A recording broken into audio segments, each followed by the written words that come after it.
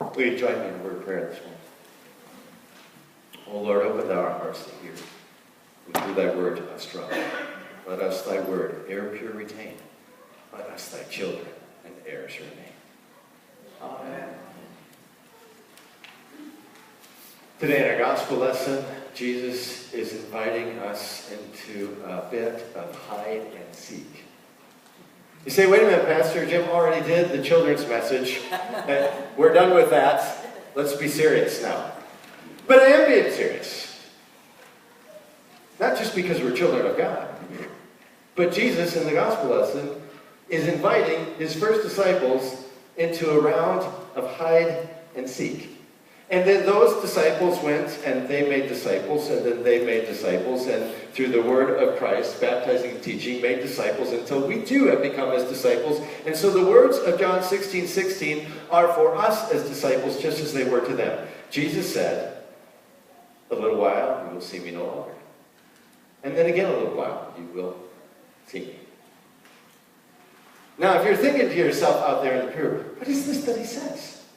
And what does he mean? A little while. We don't know what he's talking about. Good. That's exactly what the disciples said. Verses 17 and 18 of the gospel lesson. They said the exact same thing. Not only in their heads, though. They actually said it out loud to one another. And so I know we don't normally do this in the sermon. But I invite you to talk to the people in the pew next to you. I'm going to invite you to turn to the person next to you, whoever that happens to be, and say, what does he mean by a little while? Turn to the person next to you and say, what does he mean by a little while? Good. And Jesus knew that they were saying this to each other. And so in verse 19, it says, and Jesus knew they were talking about this, asked them, is this what you're talking about? What I meant when I said, a little while you will not see me, and then in a little while you will see me? Jesus is saying that they're about to enter into a little bit of hide and seek. So what's he saying? Lord, are you saying we're going to play hide and seek? And are you saying that we're it? That we've got to go and we got to find you? Is that what you're saying? Did you start the game? Did you start counting already?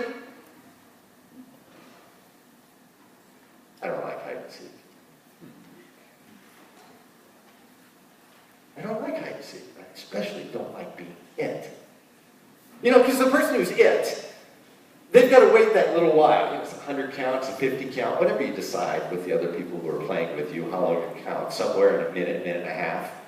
I don't like that little while. That little while of being by yourself where everybody runs and hides and you're alone and you're sitting there counting. And then when you're done, you yell out, ready or not, here I come. But then I don't like the little while that happens after that either. The little while where you actually are going around trying to find everybody else who's playing this game. You're looking at every nook and cranny and dark corner of the house trying to find them. I distinctly remember when I was a kid playing this game at my cousin's new house. And it was the first house I'd ever been in that had walk-in closets.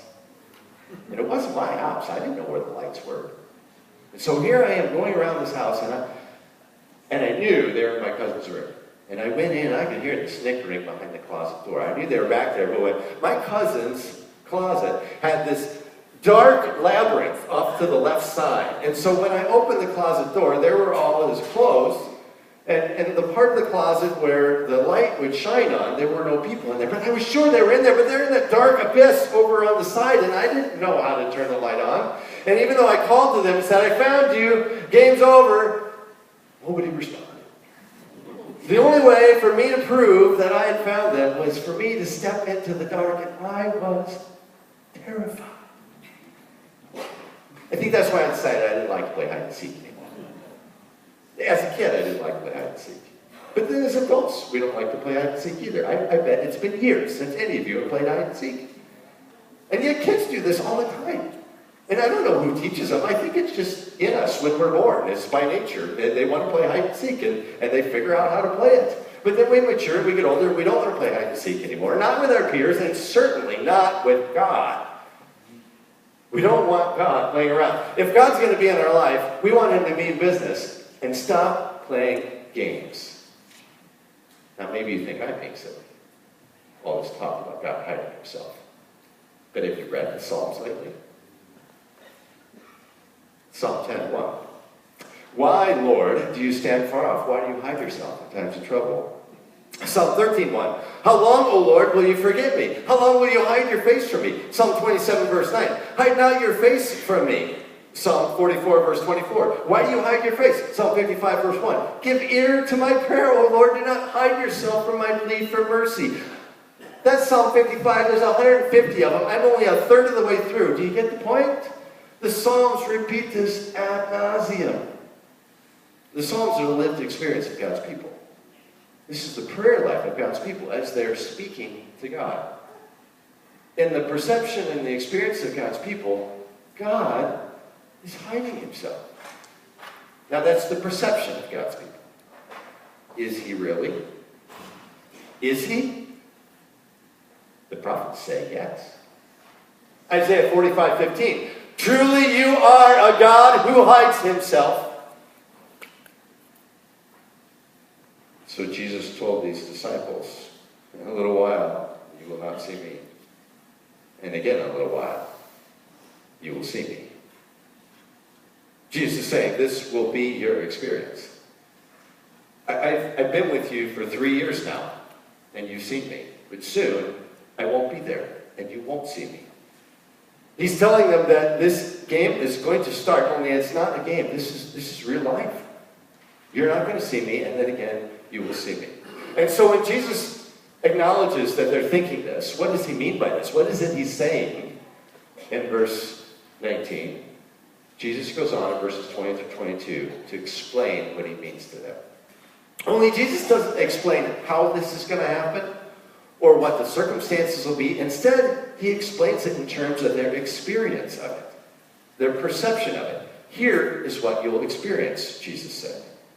Verse 20, truly, truly, I say to you, you will weep and lament, but the world will rejoice. You will be sorrowful, but your sorrow will be turned to joy. When a woman is giving birth, she has sorrow because her hour has come. But when she has delivered the baby, she no longer remembers the anguish for the joy that a human being has been born into the world. So also you have sorrow now, but I will see you again, and your hearts will rejoice, and no one will take that joy from you. I can honestly say I've never been in a game of hide and seek like that. Not one that felt like that. And then again, this is no normal round of hide and seek. Because Jesus is speaking these words to his disciples at the night of the Last Supper.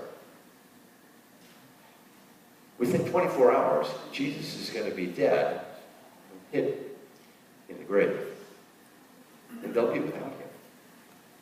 And Jesus says, the world is going to rejoice. The powers that be will be rejoicing. The Sanhedrin, the Jewish leaders, Pilate, Herod, the whole world will be rejoicing, but you'll be filled with sorrow. Only the sorrow he talks about is the sorrow that's akin to a woman in labor. And when a woman goes into labor and is about to have a baby, it's not sorrow like sadness. She's not sad she's in labor. Most of the time, women are excited they finally got to that point they're in labor. But it's anguish. Looking up the meaning of that word, it means anguish, mental distress, and difficulty. That's what's going on. There's going to be anguish and mental distress and difficulty, but there's an end coming, an end that's going to bring joy, and when you experience that joy, you'll forget about all the anguish and the mental difficulty, and the physical difficulty, and the distress of it all. It'll all disappear because of the joy, and that's what's going to happen for these disciples, because in a couple days, after they go through this distress, Jesus is going to rise, and in that resurrection, they will get to see him again. A little while, they will see him. And every one of those disciples will see him. Jesus is going to appear to them and show himself to be alive, and they will rejoice, and no one will be able to take that joy from them. And this is not a game. No, this is salvation. You see, because a woman can't give birth to a child unless she goes through this process, especially in the first century. When there were no pain meds, no epidurals, she has to face that mental distress and that turmoil before a child is born. And the same thing's true with Jesus. Jesus said, I have to die. I have to go into the grave. You will go through this distress because that has to happen to me in order that you can come to new birth, a new life. In order that your sin might be paid for and you might have new life, new birth in Christ Jesus as a child of God. Only for a woman, she can only do that for one, maybe 2 children at a time. Maybe 3 children at a time. But Jesus doesn't have to do that over and over again. No, Romans chapter 6 verse 10 says, the death he died to sin once for all, and the life he lives to God. See, we're not playing games. This is salvation we're talking about. This is the means by which he saved you and me. And as our children's message said, every person in the world who believes in him.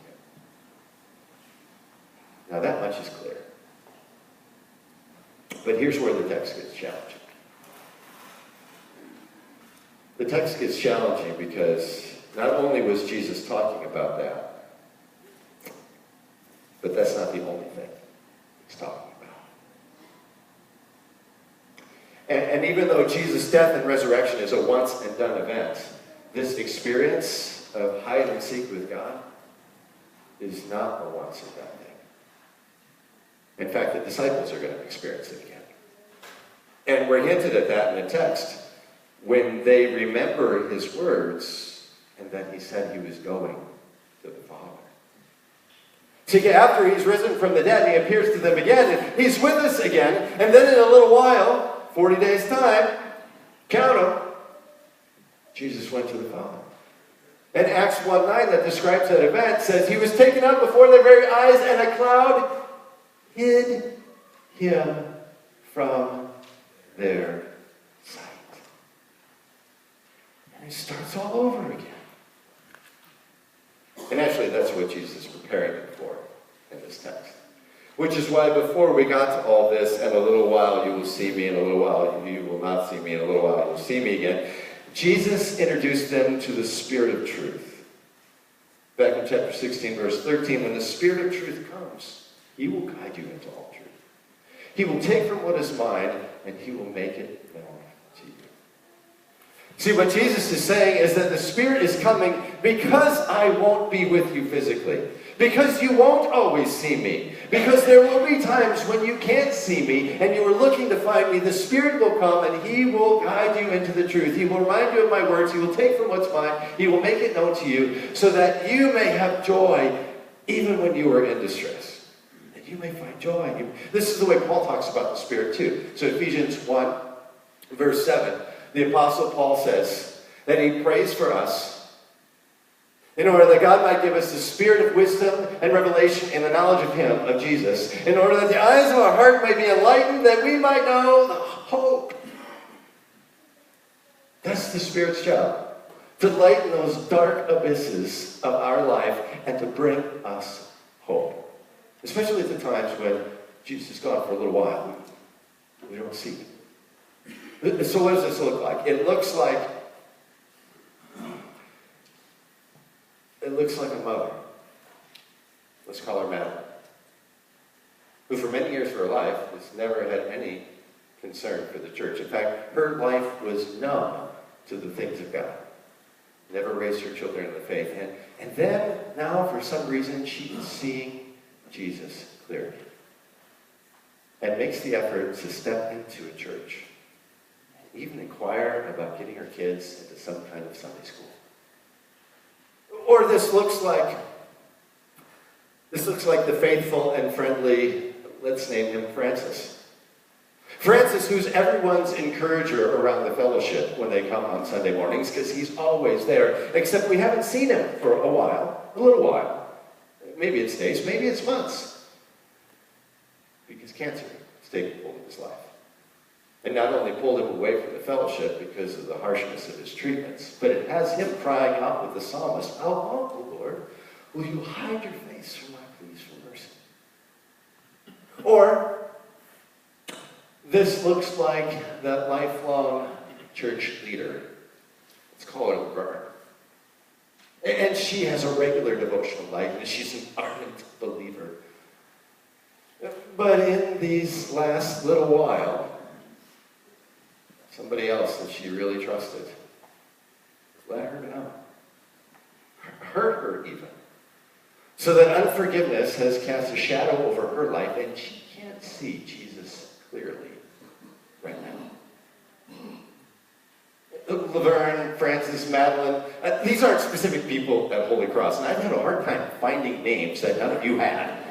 But these are the common lived experience of all of us as God's people. So put your name into that and put your situation. The last time you felt like God is hidden from me right now. We all experience that hiddenness of God. And we struggle with it. And that hiddenness of God is a result, it's a consequence of sin.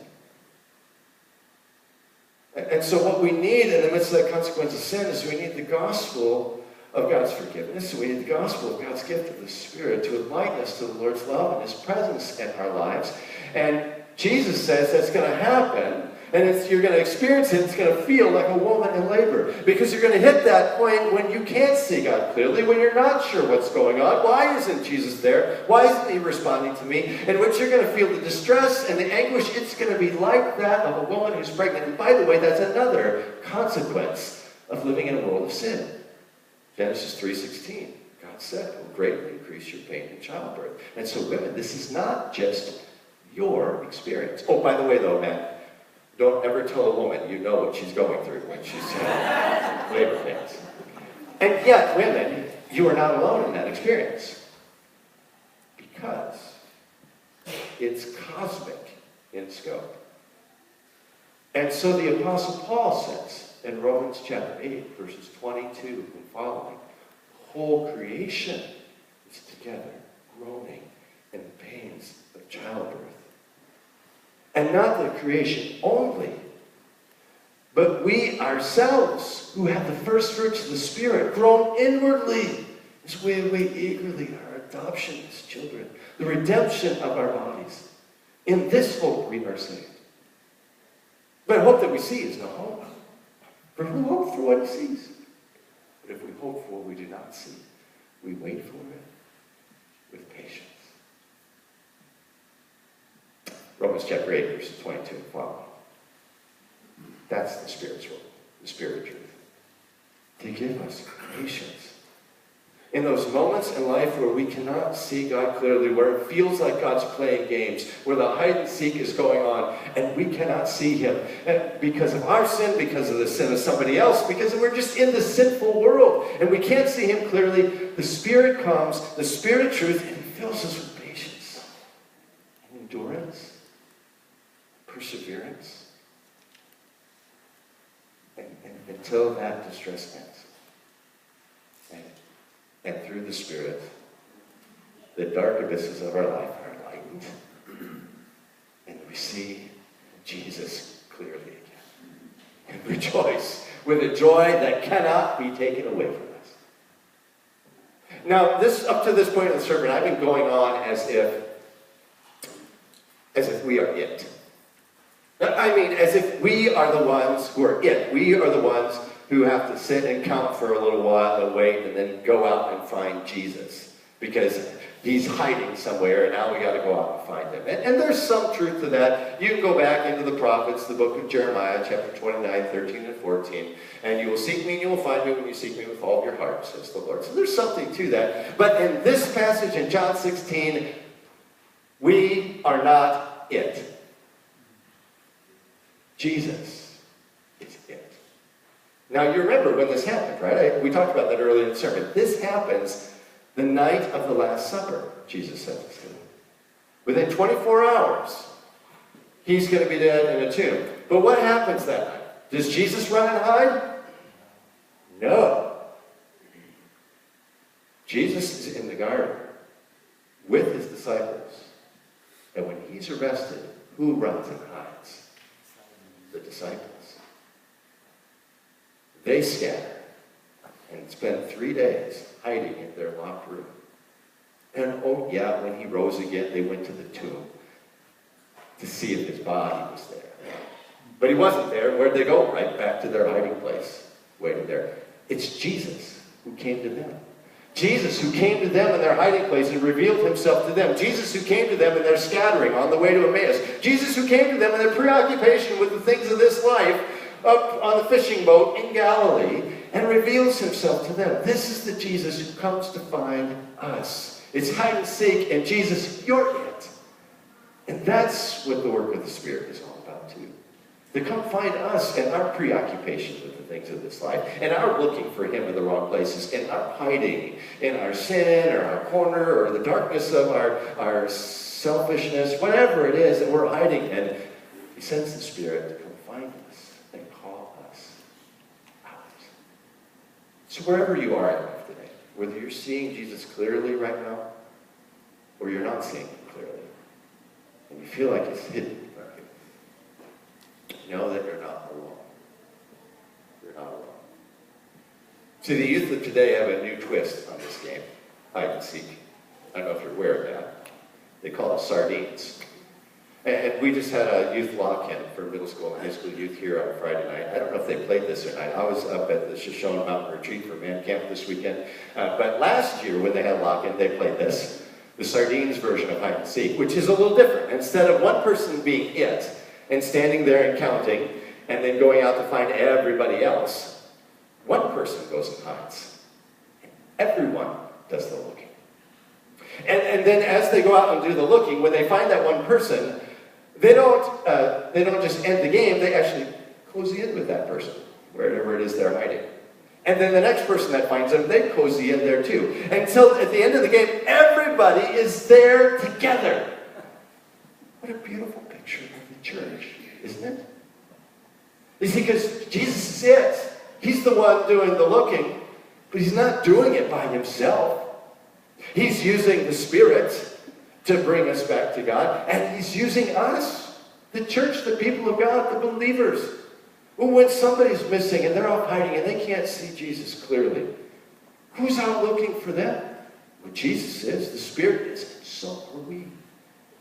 And when we find them, we cozy up to them and whatever they're going through. Until we're all there together, with them, with Jesus. So who's looking for those people today? Who's around you? Who's not around you? Who's missing this morning? Who's looking for them? Maybe we ought to be out doing that. Because I don't know if you noticed, but Jesus is done counting.